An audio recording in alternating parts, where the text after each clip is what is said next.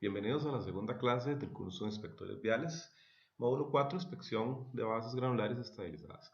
El día de hoy vamos a tener tres temas para lo que es la sesión del día. El primero de esos temas es el denominado bases y sus bases granulares. Vamos a hablar un poco sobre lo que es el origen de la utilización de estos materiales en la construcción de caminos y cuáles son sus características principales. Una pequeña reseña histórica de lo que son la utilización de bases granulares estabilizadas inicia aproximadamente por allá del siglo XVIII, cuando los caminos de tierra comienzan a ser mejorados con capas de material granular eh, ubicado en sitios sin tener una especificación de calidad. Es decir, básicamente era agarrar el material rocoso que existía en las orillas del camino y comenzar a tirarlo dentro de lo que era la superficie de tierra. El francés Pierre-Marie Jérôme Tresaguet inició con la idea de utilizar tres diferentes capas de piedra de diferentes tamaños colocadas sobre el suelo, pero sin conocimiento sobre los beneficios de la compactación más allá de la inducida por el tránsito. Entonces, este primer intento de lo que era pavimentar caminos, en realidad fue tomado principalmente de lo que fueron las construcciones de caminos que hicieron los romanos durante su imperio. Entonces ellos básicamente se dieron cuenta de que al colocar piedras encima de lo que era la superficie de tierra, las carretas y obviamente los caballos, digamos, tienen menos dificultades para caminar sobre esas superficies. En el siglo XIX se empieza a probar con el apisonado, es decir, con una técnica de compactación primitiva para mejorar el comportamiento ante el tránsito. Se empiezan a utilizar en vías más importantes los firmes, en este caso lo que son las acumulaciones de piedra, para eh, utilizar junto con material un poco más fino de relleno. A esta técnica es la que se lo domina un macadam.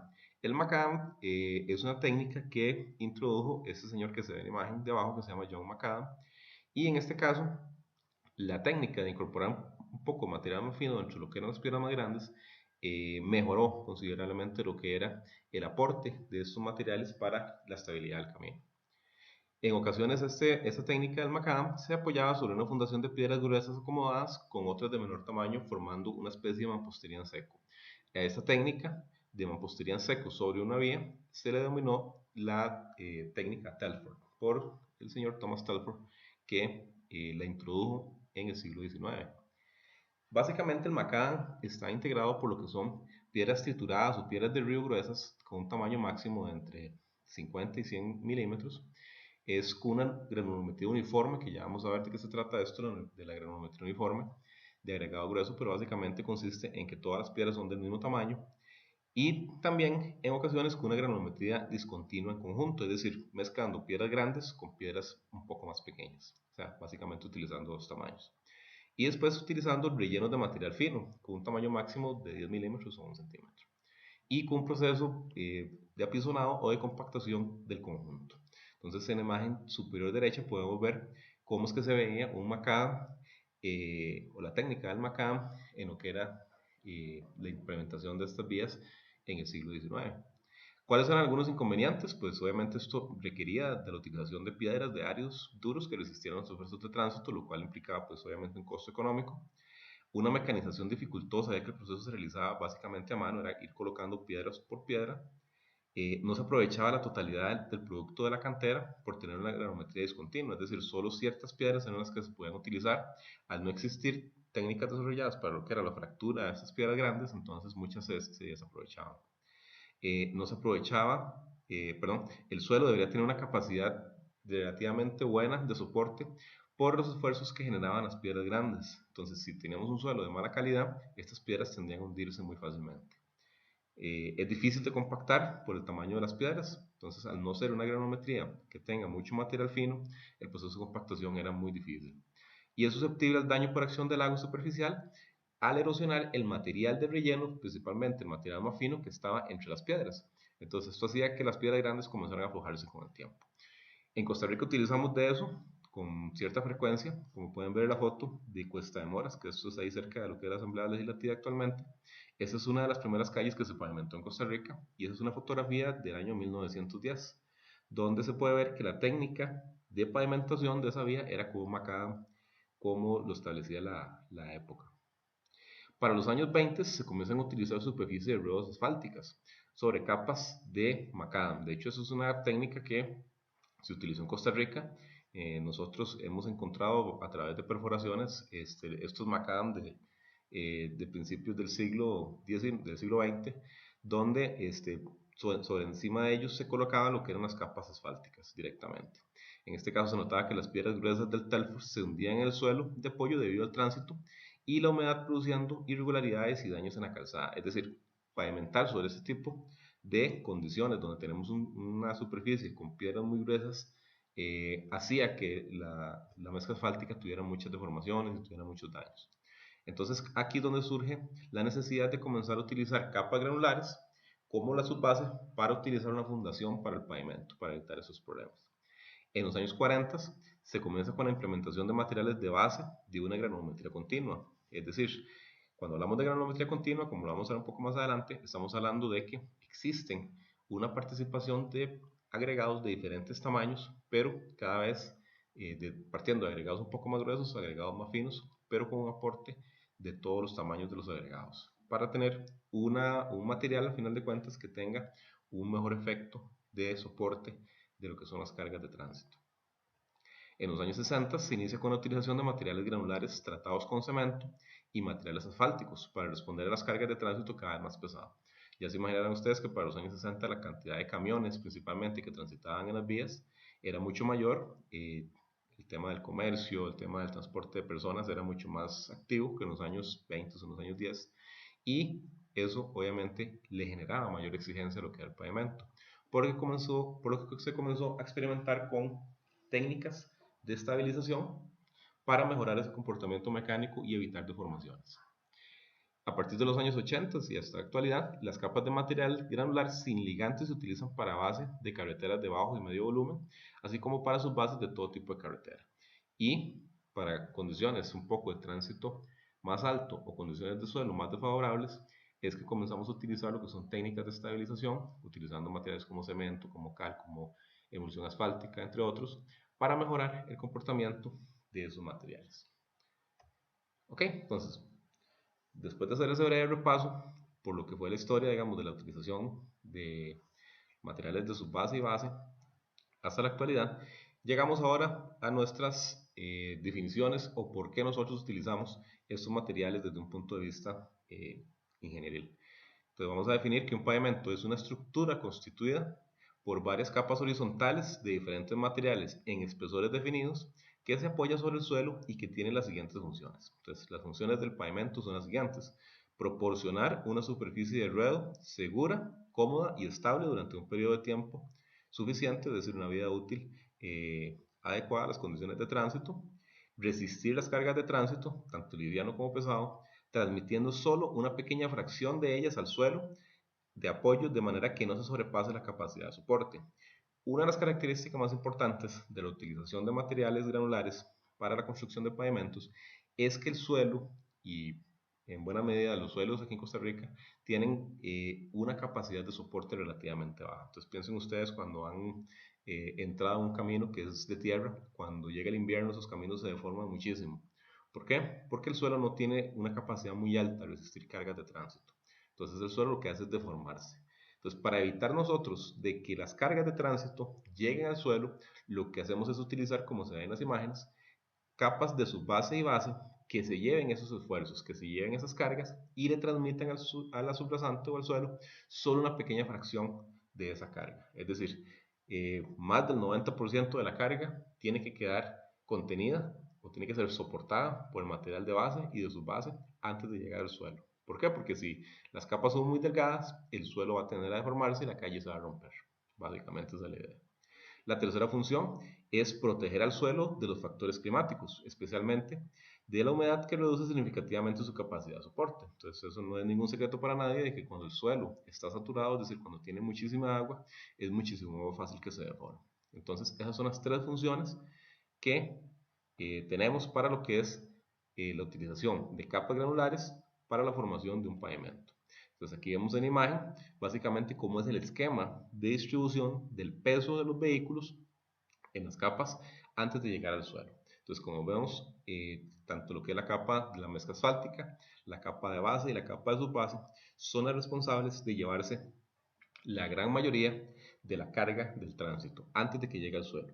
Si mucho de ese peso o de esa carga llega al suelo, el suelo va a tender a deformarse, porque es un material mucho menos capaz o con mucho menos resistencia para soportar esas cargas. Entonces, ¿para qué necesitamos estructura de pavimento? Básicamente para evitar esta condición. El suelo, y especialmente el suelo cuando está en situaciones de saturación, tiene muy poca resistencia, entonces transitar sobre él va a ser muy difícil. Entonces la misión es transmitir las cargas de tránsito hasta el suelo de forma que no se den deformaciones y se tenga una superficie de rodamiento estable. ¿Ok? Entonces esa es la función y el por qué nosotros necesitamos de capas de base, base y posteriormente una capa de rodadura para evitar precisamente que el suelo sea el responsable de llevarse esas cargas. ¿Ok? Entonces, ¿de qué depende el tipo de materiales y los espesores de estos materiales? Básicamente el suelo, la tierra, tiene una capacidad muy baja de soportar cargas de tránsito, por lo que hay que evitar que grandes fuerzas lleguen a él. Dependiendo de la cantidad de vehículos esperada y de la cantidad de los materiales que se dimensionan, es que se dimensionan los espesores. Entonces, generalmente las configuraciones siguen un patrón como el que vemos en la imagen, con una superficie de ruedo relativamente delgada, seguida por una capa un poco más gruesa de material de base granular y después una capa de material más gruesa de subbase.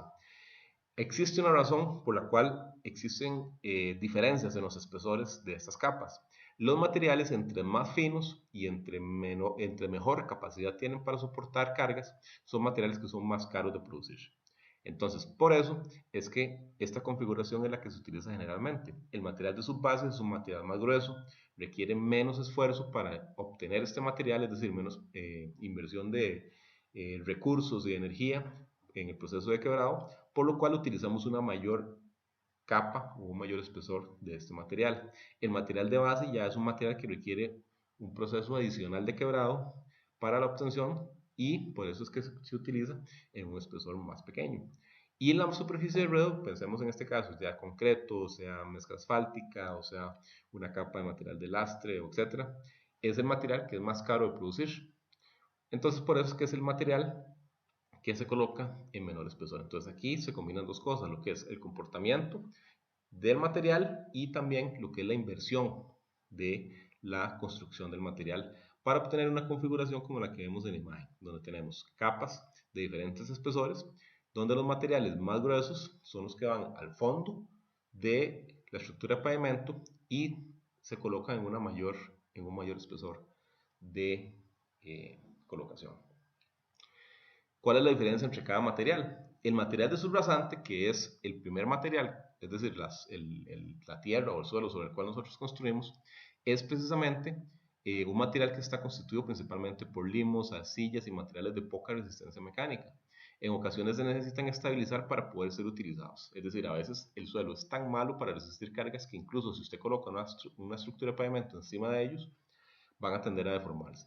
Entonces, para evitar perder esa inversión que se hace al construir un pavimento, muchas veces es mejor invertir en el mejoramiento del suelo sobre el cual se va a colocar la estructura que invertir en capas mucho más gruesas de subbase o base o mezcla asfáltica. ¿Okay? Entonces, es necesario remover las capas de material vegetal, es decir, la tierra donde sería muy buena, digamos, para sembrar, bueno, digamos, hacer no sé, un cafetal o digamos sembradíos, es un material que es extremadamente malo para soportar cargas.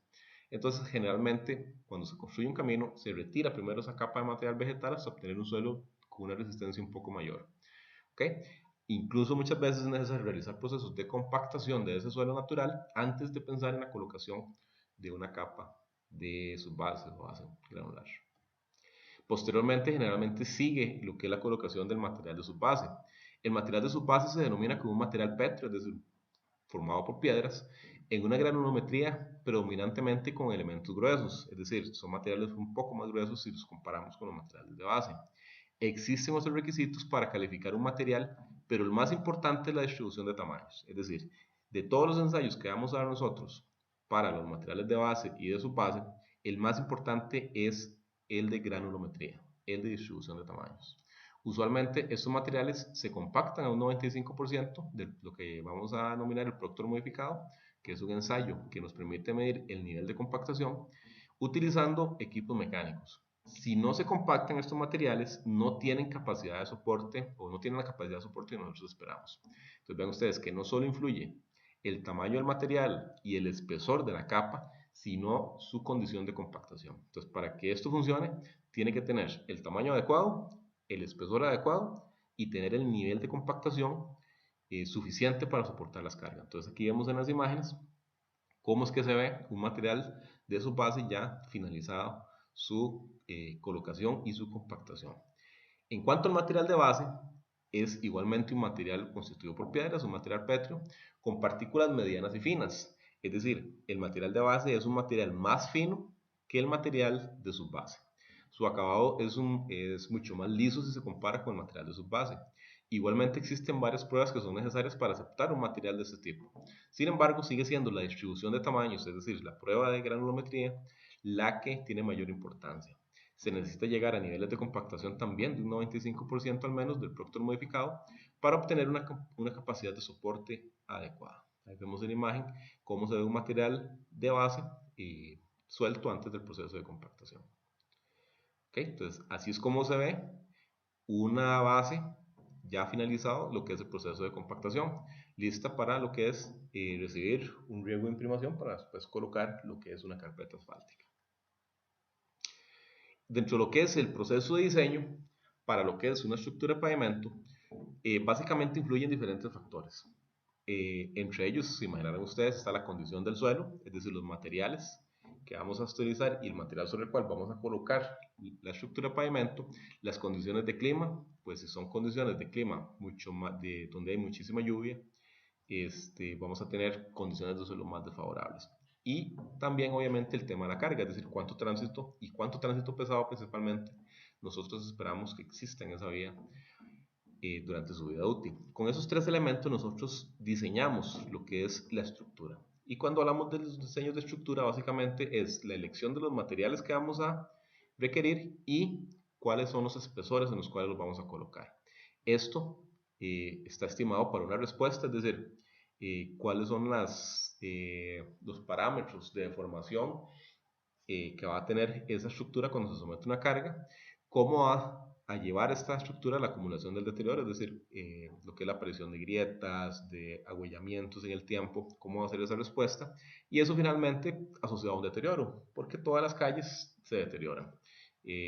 Con el paso del tiempo, con el paso de los vehículos, las calles van a tender a tener agrietamientos, deformaciones permanentes, etc.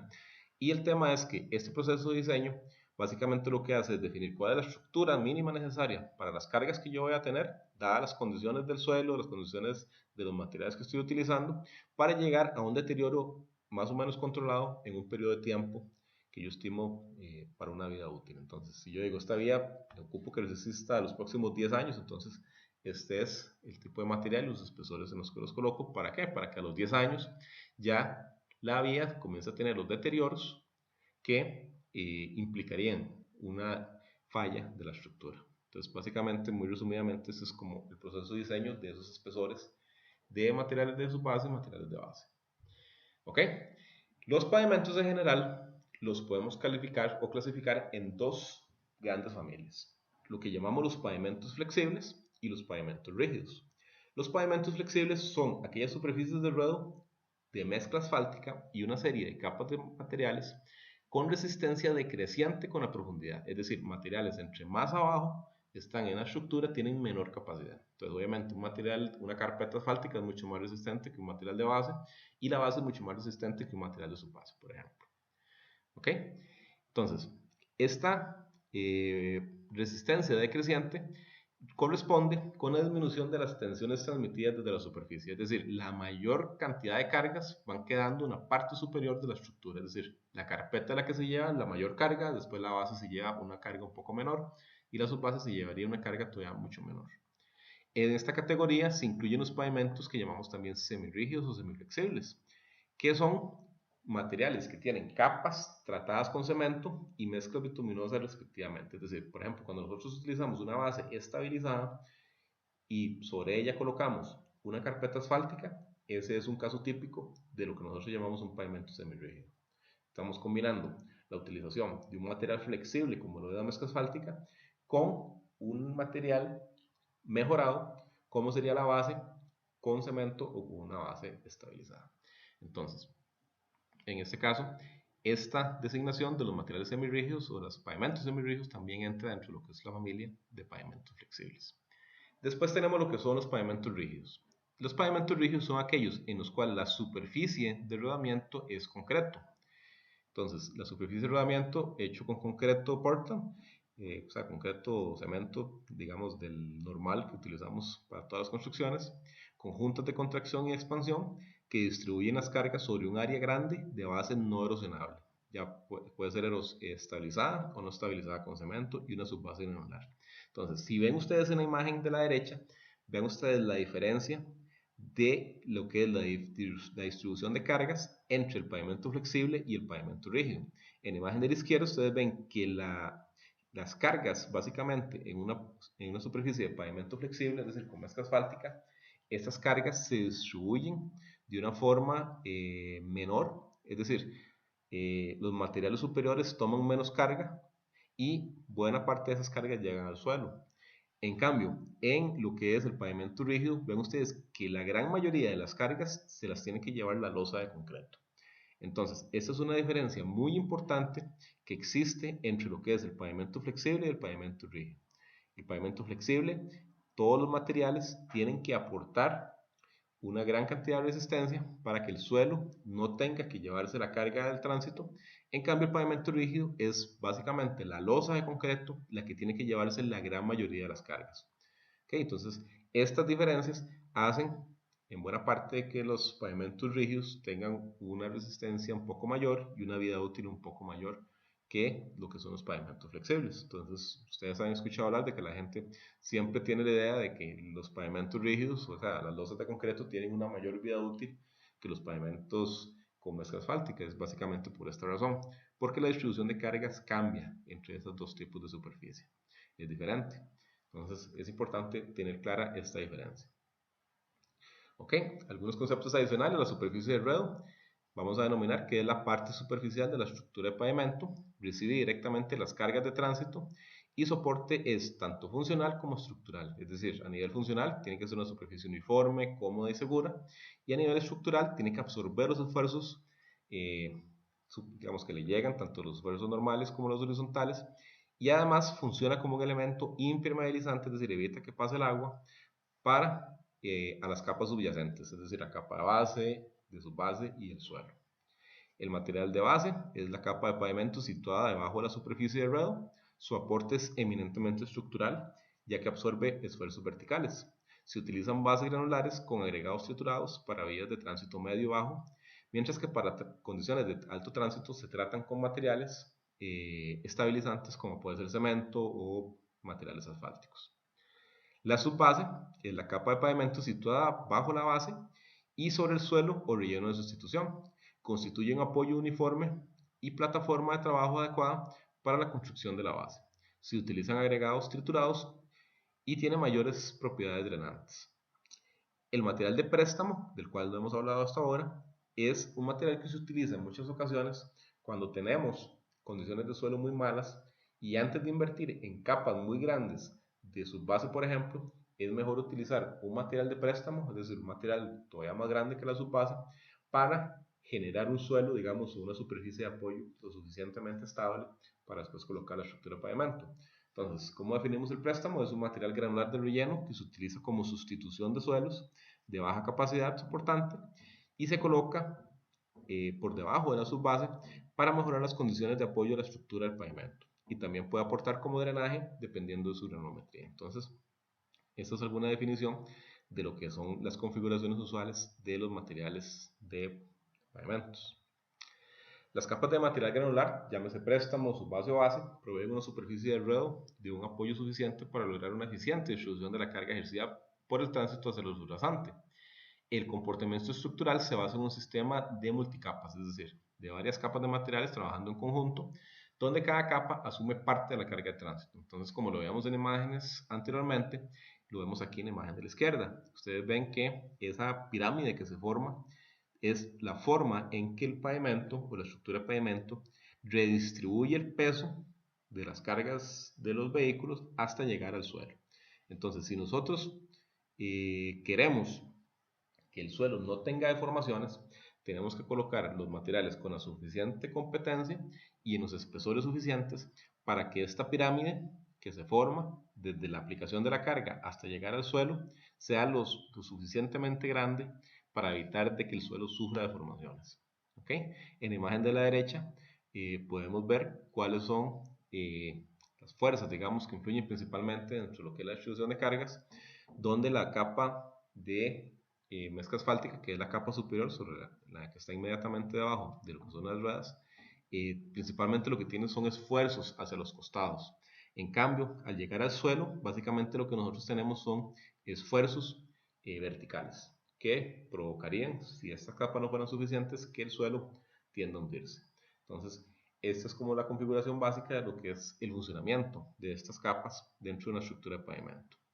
Entonces, al aplicarse las cargas de tránsito en el pavimento, las capas granulares son sometidas a esfuerzos, deformaciones y deflexiones, que de exceder estas capacidades del material se relacionan con deterioros de deformación permanente o ahuellamientos. Entonces, cada vez que nosotros pasamos por una calle y veamos un hueco, básicamente es porque sucedió esto que está pasando en la imagen.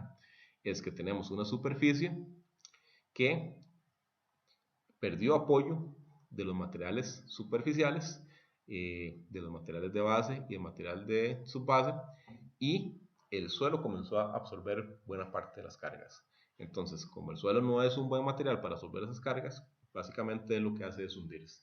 Entonces, ahí es donde comienzan a darse problemas de agrietamientos, agüellamientos y posteriormente de baches. Existen algunos parámetros relacionados con lo que es la capacidad de los materiales de base y de subbase para resistir lo que son las cargas. Entonces existen algunos parámetros a nivel de ingeniería que nosotros utilizamos para ver si un material es bueno o no.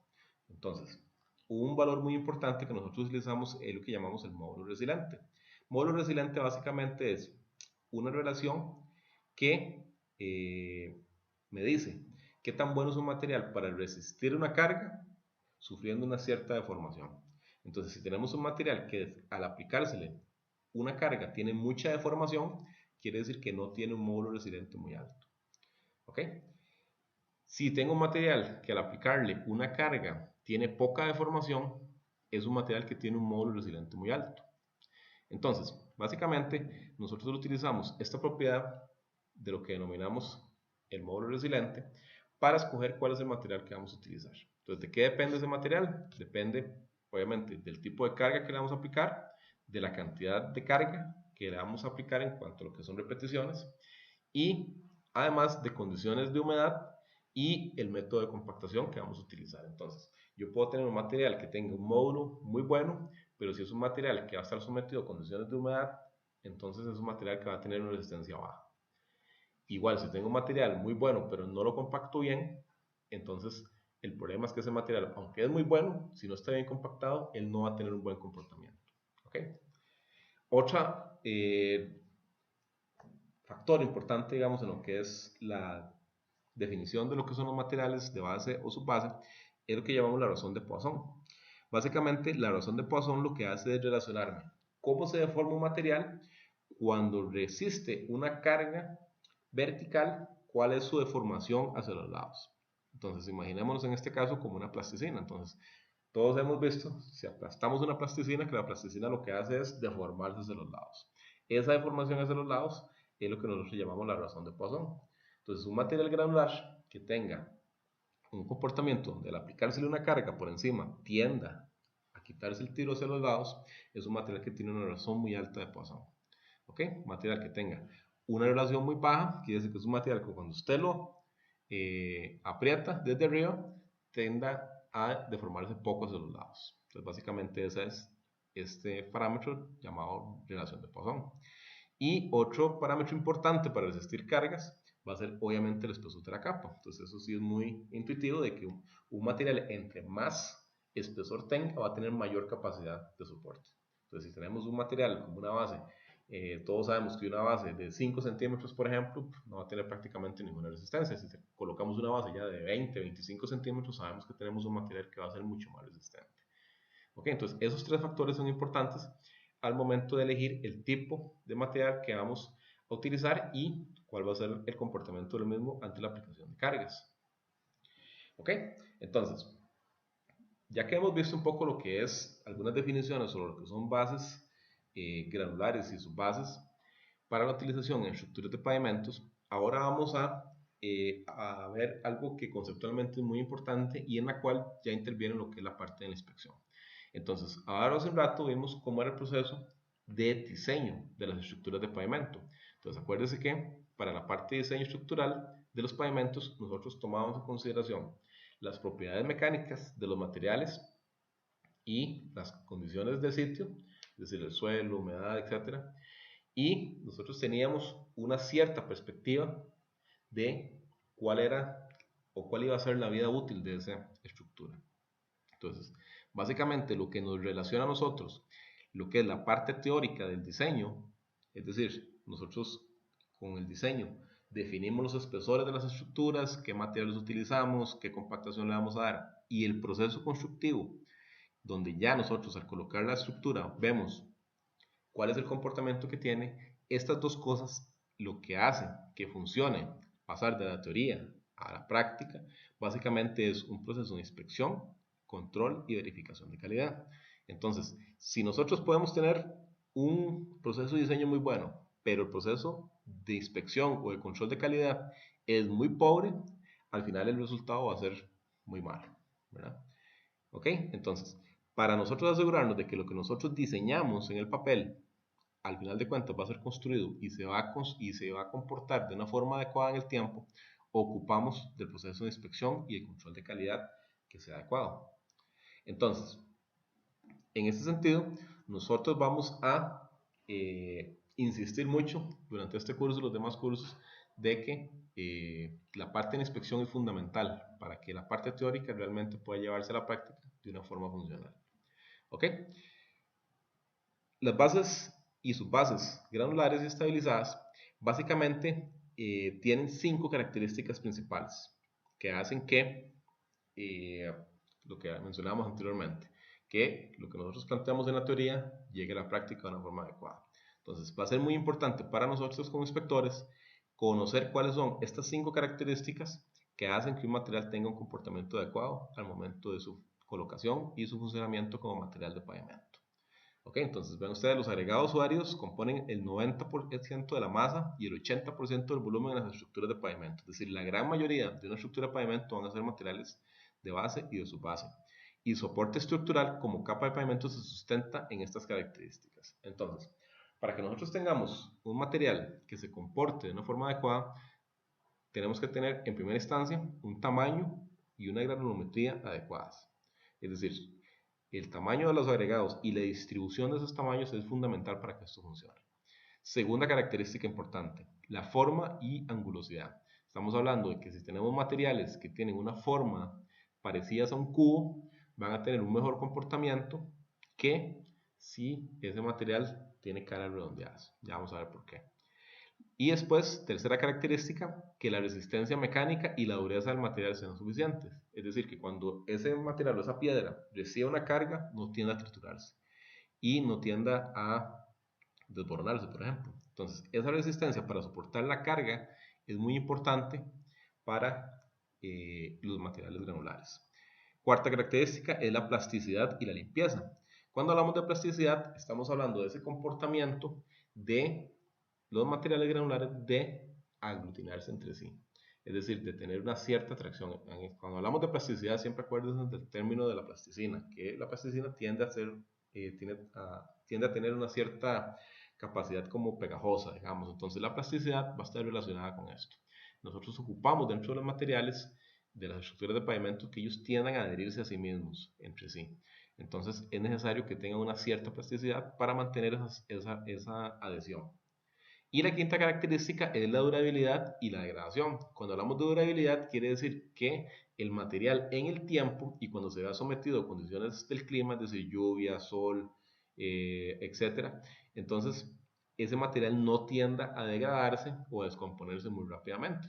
Entonces, cuando hablamos de durabilidad, estamos hablando de que no sea un material por ejemplo, que cuando le pega el sol tienda a hacerse muy quebradizo, digamos, o que cuando le caiga lluvia o le caiga agua no tienda a deformarse mucho. Entonces vean ustedes, esas son las 5 características de lo que nosotros queremos en un material granular: distribución de tamaños, la forma del material, la resistencia mecánica, la plasticidad de la limpieza y la durabilidad y degradación. Ok, entonces vamos a ir viendo uno por uno de estos elementos. Cuando nosotros hablamos de tamaño y granometría, entonces para lograr la densidad requerida por el medio de la compactación y para evitar la segregación del material durante la construcción de los agregados, se deben cumplir con un tamaño máximo de granometría dependiendo de su uso como material de base, de su base o préstamo. Entonces, existen diferentes granometrías. Entonces, cuando hablamos de granometría, estamos hablando de la distribución de los tamaños de las rocas dentro de lo que es el conjunto del material granular. Entonces, podemos tener materiales que todos tengan un mismo tamaño. Entonces, vean ustedes, por ejemplo, el macadam, que del que hablábamos al principio de la clase, es un material que tiene una granometría uniforme, es decir, todas las piedras son del mismo tamaño. Podemos tener una granometría que se denomine como granometría continua. La granometría continua, como vemos en la imagen, es material que tiene piedras de diferentes tamaños. Es decir, puede tener piedras grandes, piedras medianas, piedras chiquitillas y material de tipo polvo. Entonces, esa distribución de tamaños es la que generalmente nosotros vamos a andar buscando para materiales de base y de subbase. ¿Por qué? Porque la inclusión de materiales de diferentes tamaños va a hacer de que sea más fácil entre los materiales trabarse entre sí y que queden menos vacíos dentro de lo que es el conjunto. Si nosotros tenemos solo material grueso, imaginen ustedes tener como un saco de naranjas, digamos. Si ustedes tienen solo material grande, entonces van a quedar muchos vacíos, va a quedar mucho espacio entre los materiales, entre las naranjas, digamos, para evitar que va a hacer que haya muchos vacíos. Entonces, cuando le caiga una carga encima de esto, entonces va a hacer de que esto se tienda a formar muy fácilmente.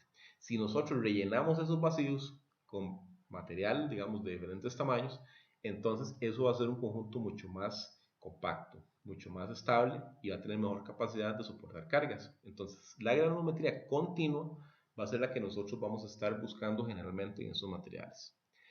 También podemos tener caso de granulometrías discontinuas, donde tenemos o material muy grueso combinado con material muy fino, es decir, que no tendríamos material intermedio.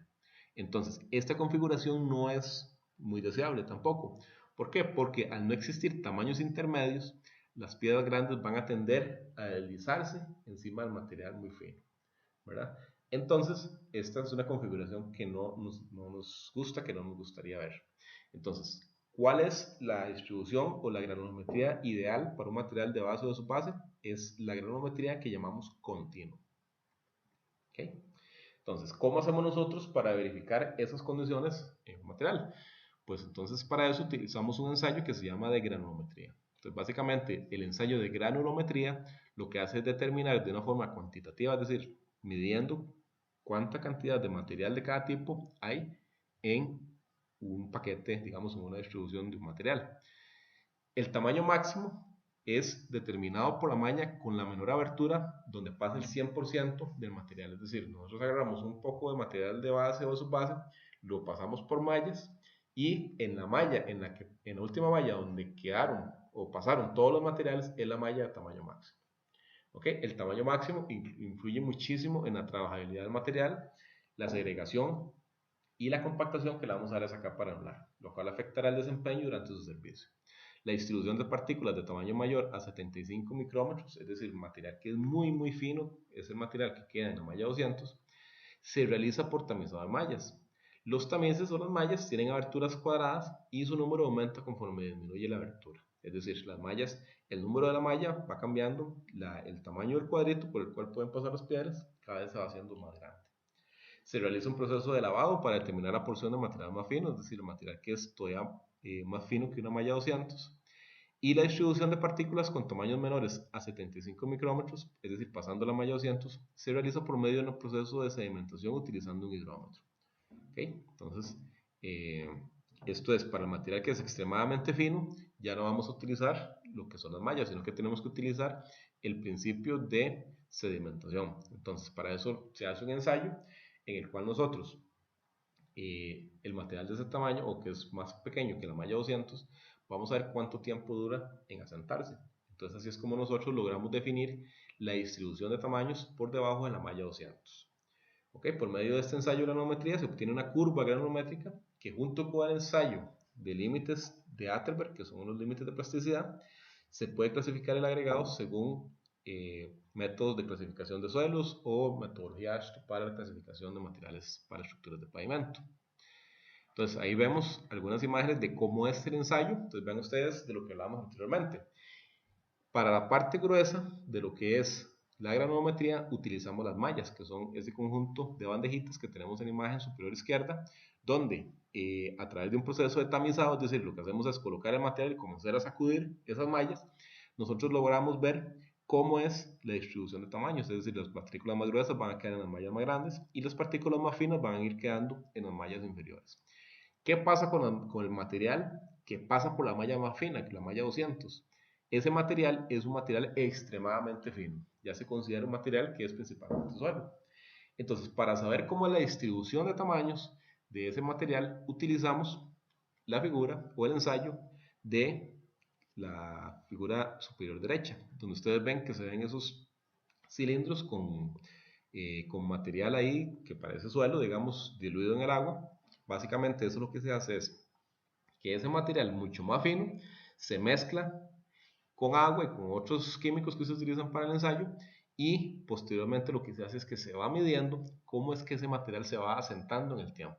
Entonces las partículas más gruesas, que son igual pequeñitas, digamos, van a asentarse primero y las partículas muchísimo más finas van a ser las que van a durar más tiempo suspendidas y van a durar más tiempo en bajar. Entonces la curva granulométrica se construye con estos dos ensayos, con el ensayo de mallas para la parte gruesa y con el ensayo del hidrómetro, que es el aparato o el instrumento que sostiene aquí el laboratorista, para que es el que nos va diciendo cómo es que se va bajando o cómo es que se van asentando las partículas más finas dentro de esta dilución, ¿verdad? Entonces, básicamente así es como se construye una curva granulométrica. Y la curva granulométrica se ve de esta forma. Entonces, ¿en qué consiste una curva granulométrica? Básicamente es como nosotros graficamos la distribución de tamaños de un conjunto dentro de el tamaño por el tamaño de la partícula. Entonces, vemos en la parte izquierda que dice porcentaje más fino en peso, es decir, el porcentaje que pasa. Entonces, si tenemos un material, por ejemplo, que una base de 25 milímetros de 1 pulgada, entonces nosotros esperaríamos que no existieran materiales por encima de 1 pulgada. Entonces ahí, cuando se hace el ensayo de granometría, en cada una de las mallas va quedando una cierta cantidad de material retenido. Entonces lo que se hace es que se pesa cada malla después individualmente para saber cuánto de ese material quedó atrapado dentro de ese tamaño de apertura de malla. Entonces se van colocando puntos, digamos, para generar una curva de granulometría y cuando nosotros llegamos hasta la parte más fina, lo que hacemos es después utilizar el ensayo del hidrómetro para conocer cuál es la distribución de la parte baja de la curva granulométrica. Entonces, ¿qué es una curva granulométrica? Básicamente, lo que nos hace la curva granulométrica es relacionar la distribución de tamaños por partícula con relación al porcentaje o a la cantidad de material que va quedando atrapado en cada una de las mallas. Entonces, ¿cómo es que nos interesa a nosotros ver una curva para un material de base o de subbase? Es una curva como la que vemos en la parte del centro de la zona gris. Entonces ustedes ven que la línea punteada básicamente lo que va diciéndonos es que en cada uno de los tamaños de las partículas o los tamaños de las mallas va quedando una cierta cantidad de material atrapado. Entonces, esto lo que nos va a decir es que tenemos material grueso, tenemos material medio y tenemos material fino dentro de la distribución. Si la curva que nosotros obtenemos del ensayo es una curva que se ve que tiene una grada, es decir, que de un pronto a otro nosotros pasamos de una cantidad de material con un cierto tamaño y cae completamente hasta una cantidad de tamaño fino, entonces eso quiere decir que estamos en presencia de una curva discontinua. ¿Por qué? Porque no tenemos una curva suave que nos diga cómo es la distribución de agregados. Entonces, recuerden esto bien, las curvas que nosotros esperaríamos ver por un material de base o de subbase tiene que ser una curva como la que se da en la imagen. Una curva que tenga de todos los tamaños de los agregados dentro de lo que es la distribución. Entonces ocupamos una curva que tenga una forma similar a esta, que no tenga gradas principalmente. ¿Ok? Entonces ese tipo de configuración, donde tenemos esta curva suavizada que tiene todos los tamaños de las partículas dentro de la distribución de tamaños, es lo que nosotros llamamos una curva continua. ¿Ok? Que es lo que andamos buscando para este tipo de materiales. El segundo aspecto de los que veíamos anteriormente, de los que son importantes para los materiales granulares, es lo que llamamos la forma y la angulosidad. Entonces, la forma de los agregados condiciona su potencial de compactación, o sea, qué tan fácil van a ser compactarlos y qué tanto se van a trabar entre sí. ¿Ok? Siendo deseable una forma cúbica, es decir, no queremos ver en los materiales de base o de subbase materiales redondeados ni materiales que sean muy largos y alargados, digamos. No sé si ustedes probablemente han visto materiales que vienen de piedras que son como lajosas, que cuando se rompen tienden a ser como material muy aplanado y muy estirado, digamos. O sea, son como partículas, no sé, que servirían como para hacer puntas de flecha, digamos. Entonces, ese tipo de material va a tender a quebrarse con mucha facilidad. Y el material redondeado tiene el problema de que cuando una piedra entra en contacto con otra, al ser superficies redondeadas, no hay forma de que ellas se traben entre sí. Entonces, imaginen ustedes como tener una bolsa llena de bolinchas. Entonces, cuando usted comienza y pasa una bolincha a la par de otra, ellas no tienen fricción prácticamente. ¿Por qué? Porque la forma es redondeada, entonces no tienen cómo adherirse. Imagínense ustedes lo que es agarrar dos piedras quebradas y pasarlas entre sí. Entonces, esa fricción que se genera entre ellas, porque son caras fracturadas que tienen diferentes protuberancias, hace que el material se trabe entre sí. Entonces, queremos que el material que utilizamos para base y para subbase sea material que se trabe entre sí. Entonces, por eso es que ocupamos que la forma de los agregados sean básicamente como el que se ve en la imagen de la izquierda, que sea una forma cúbica. ¿Ok? Entonces, esto es una de las formas de que nosotros queremos, o una característica que nosotros queremos ver dentro de los materiales granulares, que tengan una forma que sea cúbica y que tenga caras fracturadas. ¿Ok? Entonces, esto, además que la angulosidad de las caras produce un rozamiento interno y da resistencia a la capa para soportar las cargas de tránsito. Entonces, cuando hablamos de forma y angulosidad, recuerden que lo que estamos buscando es que los agregados tengan una forma cúbica y que las caras estén fracturadas para que se puedan trabar entre sí. ¿Ok? El tercer aspecto de los que habíamos mencionado como deseables era la resistencia de las rocas a soportar una carga sin desboronarse. Entonces, debido a la ausencia de un ligante, los agregados de las capas granulares son sometidos a esfuerzos puntuales mayores que en las capas estabilizadas. Los agregados deben ser resistentes al desgaste, la fragmentación y el desmenuzamiento. Entonces, por ejemplo, vean ustedes, aquí en la imagen de la izquierda tenemos un pedazo de granito. Entonces, el granito es un material tremendamente resistente. Entonces, ese material, si usted le pone un peso encima, es un material que no va a tender a desboronarse. En cambio, vean ustedes, la imagen del centro, eso es una piedra caliza. Entonces, si ustedes han utilizado la piedra caliza, han visto que es un material que tiende a desboronarse con cierta facilidad. ¿Ok? Entonces imagínense de las piedritas que utilizaba uno como tiza para rayar en aceras, digamos, piedra natural que tenía esa característica, es un material que tiende a desboronarse con mucha facilidad. El caso de la derecha son piedras similares a las piedras pómez, entonces son piedras que también en presencia de agua tienden a degradarse muy fácilmente. Entonces, ¿qué es lo que nosotros queremos para nuestros materiales en carreteras? Lo que queremos es materiales que tengan la suficiente resistencia mecánica para no tender a desboronarse cuando son sometidos a cargas. ¿Ok? Otro aspecto que es importante de los que mencionábamos anteriormente, los 5 aspectos que buscamos en los materiales, es su plasticidad y dureza. Los agregados que componen las capas granulares deben tener una buena capacidad de evacuación y reacción con el agua. Además, estar lo suficientemente limpios para garantizar su estabilidad ante la humedad. La presencia de materiales arcillosos en el agregado compromete la estabilidad de las capas granulares. Entonces, si tenemos un material de base o de subbase que viene muy contaminado con suelo, que es material que es muy plástico, cuando nosotros colocamos ese material de base o de subbase, cuando entre en presencia del agua, él va a tender a deformarse muy fácilmente. Entonces, lo que nosotros queremos de los agregados, tanto para material de base como de subbase, es que ellos tengan una cierta plasticidad, pero que esa plasticidad no sea excesiva.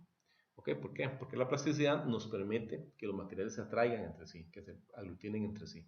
Pero si hay un exceso de plasticidad, el material va a tender a deformarse muy fácilmente. ¿Ok? Entonces nosotros buscamos de que en presencia del agua el material se comporte más como una piedra que se comporte más como un suelo. ¿Ok? Entonces, por ahí el tema de la importancia de la plasticidad dentro de estos materiales. Y lo que es durabilidad y degradación, los agregados deben tener una resistencia a los factores climáticos y el ambiente en general para cumplir su función sin deteriorarse prematuramente. Entonces estamos hablando de materiales que en diferentes condiciones climáticas y ante la presencia de diferentes condiciones no tiendan a perder su durabilidad. Es decir, por ejemplo, vemos en la imagen de la izquierda, es pues camino sometido, digamos, a condiciones de salinidad.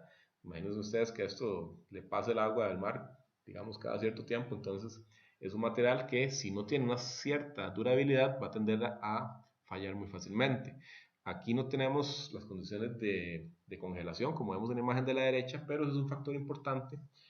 Condiciones de congelación y descongelación hace que los materiales puedan tender a perder su capacidad de ser durables, ¿verdad? En el caso nuestro, la principal condición que puede afectar eso son los cambios entre lo que son condiciones de saturación y condiciones secas. Entonces, cuando nosotros tenemos un material que, por ejemplo, un día en la mañana hace mucho sol y el material queda totalmente seco y en la tarde le cae un aguacero, y otra vez entonces el material llega y se satura nuevamente de agua, entonces esos cambios de contenido de humedad, si el material es susceptible a perder durabilidad, es un material que no es bueno, digamos, para la utilización en una estructura de pavimento. Nosotros lo que buscamos es que sea un material que aunque le pegue mucha agua y después le pegue mucho sol, no tenga esa condición, digamos, de degradarse fácilmente en el tiempo. Entonces recordemos cuáles son las 5 condiciones que buscamos o las 5 características que buscamos en material, lo que era el tema del tamaño, es decir, la distribución de la curva granulométrica. Después teníamos lo que era la condición de la forma y la angulosidad, que buscamos que sean partículas principalmente cúbicas y con caras fracturadas. Después buscábamos el tema de la plasticidad, que buscábamos que fueran materiales que tuvieran cierta plasticidad, pero no una plasticidad excesiva para que no se comporte como un suelo. Después buscábamos el tema de la durabilidad y la degradación, que es esta condición de que los materiales ante las condiciones de clima no tiendan a degradarse muy fácilmente. Y la última condición era el tema de resistencia, que eran materiales que al ser sometidos a una carga no tienden a desboronarse muy fácilmente, sino que tienden a mantener su forma a pesar de que les caiga una carga relativamente alta encima.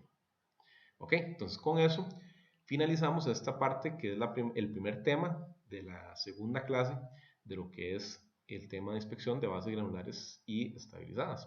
Entonces los invito a continuar viendo lo que es la segunda parte de esta clase.